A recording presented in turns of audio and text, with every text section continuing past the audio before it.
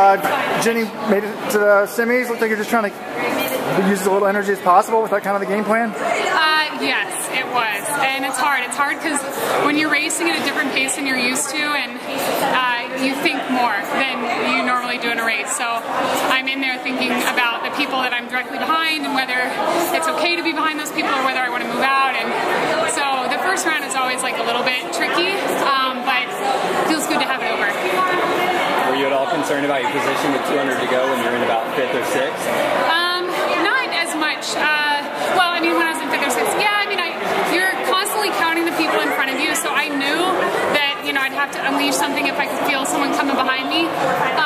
But, you know, in the first round, you know all the people in your race, and you kind of know the credible threats, and all the people in front of me should have made it. So, so I thought I was probably among a group of people that should make it, but very, very, very aware of everything going on behind me and trying to feel people coming and just get in a clean top 6. And what did you think when the big move was made by Tomaszova to the front? You just kind of to hang back at that point? That was that the mission? I was really kind of trying to put out this feel in that little group because I think I was right towards the front at that point to like not take the bait and just let her go.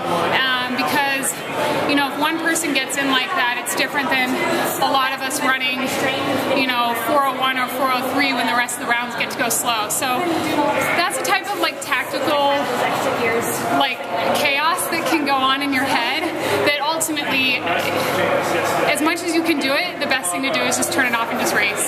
So it worked out well, but yeah, I didn't want the whole group to just go crazy and end up running an unnecessarily really hard race against 5 people when 6 people make it in. What do you do between now and then tomorrow's semi? Just rest. It's a quick turnaround, and so it's about a day and a half. So yeah, it's just a lot of resting, a lot of one English channel of television all day. So nothing exciting, just resting. All right, Jenny. Well, we'll see you tomorrow. Thank you. Well, you said you're pretty aware of who's in the heat. Yes. I mean, when you see Tomaszova on the start line, what do you think of that, given her past, and she's running pretty well at age 40? Yeah, it makes me think that the sport still has a ways to go. You know, I mean, we're not as clean and pure and perfect as some people want to portray, and so yeah, I mean, there's people that have brought the sport down, and we need to help get them out of the sport and clean up the sport and make it a fair fight for everyone out there.